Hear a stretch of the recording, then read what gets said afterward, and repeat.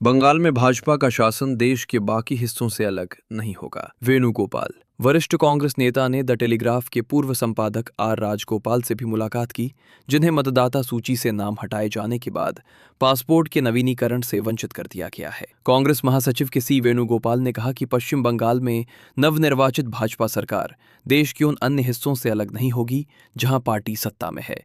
उन्होंने सत्तारूढ़ दल पर संविधान को कमजोर करने और आम लोगों की आजीविका पर हमला करने का आरोप लगाया।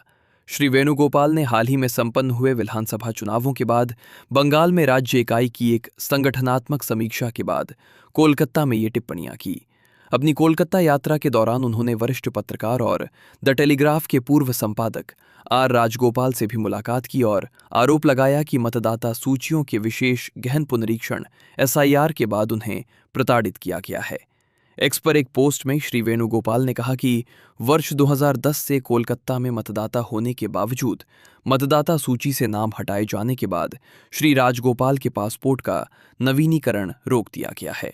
उन्होंने आरोप लगाया कि जब मतदाता सूची से हटाए जाने के खिलाफ श्री राजगोपाल की अपील लंबित थी, तब पासपोर्ट अधिकारियों ने उनके नवीनीकरण आवेदन को खारिज कर दिया।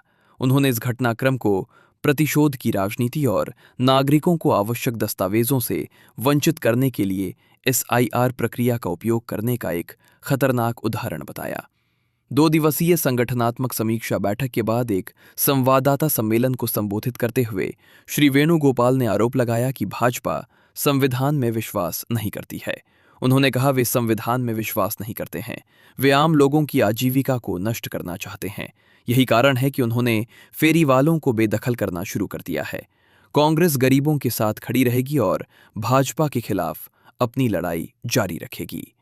सोमवार 29 जून 2026 को उन्होंने राज्य के जिला कांग्रेस अध्यक्षों और एआईसीसी सदस्यों से मुलाकात की, जबकि मंगलवार 30 जून 2026 की बैठक में विधानसभा चुनाव लड़ने वाले कांग्रेस उम्मीदवार शामिल हुए। इन बैठकों में एआईसीसी कार्यसमिति की सदस्य दीपा दास मुंशी, पश्चिम बंगाल के एआईसीसी प्रभारी गुलाम अहमद मीर और पश्चिम बंगाल प्रदेश कांग्रेस कमेटी के अध्यक्ष शुभंकर सरकार शामिल हुए। इंडिया गठबंधन और इसके कामकाज की आलोचना से जुड़े सवालों का जवाब देते हुए श्री वेणुगोपाल ने कहा कि इसके घटकों के बीच राजनीतिक मतभेदों के बावजूद ये गठबंधन भाजपा और आरएसएस का विरोध करने में एकजुट है। उन्होंने कहा, केरल में हम माकपा सीपीआईएम से लड़ रहे हैं, पंजाब में हम आप एएपी से लड़ रहे हैं, लेकिन जब भाजपा और आरएसएस बहुलतावाद, लोकतंत्र और संवैधानिक अधिकारों पर हमला कर रहे हैं तो हम उनका विरोध करने में एकजुट हैं। इंडिया गठबंधन का यही उद्देश्य है। भाजपा पर अपना हमला तेज करते हुए श्री वेणुगोपाल ने आरोप लगाया कि पार्टी सार्वजनिक जीवन के हर पहलू को नियंत्रित करना चाहती है। उन्होंने आरोप लगाया, मिड डे मील योजना में अंडे ना देना ये दर्शाता है कि भाजपा ये तय करना चाहती है कि छात्रों को क्या खाना चाहिए। वो हर जगह अपना प्रभुत्व थोपना चाहती है। वो समान नागरिक संहिता के लिए दबाव बना रही है और असहमति को दबाने के वास्तविक इरादे से विधानसभाओं में कानून पेश कर रही है। अयोध्या में राम मंदिर में दान की कथित चोरी पर श्री वेणुगोपाल ने आरोप लगाया कि इस घटना में राष्ट्रीय स्वयंसेवक संघ और विश्व हिंदू परिषद शामिल थे और उन्होंने इस पर भाजपा की चुप्पी पर सवाल उठाए।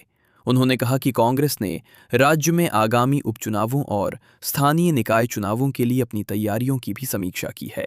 उन्होंने ये भी जोड़ा कि संभावित चुनावी गठबंधनों पर निर्णय मौजूदा राजनीतिक स्थिति का आकलन करने के बाद लिया जाएगा। इस बीच प्रदेश कांग्रेस प्रवक्ता सुमन रॉय चौधरी ने कहा कि पार्टी को 21 जुलाई को कोलकाता में प्रस्तावित अपने चलो शहीद मीनार कार्यक्रम के लिए सेना के अधिकारियों से अनुमति मिल गई है।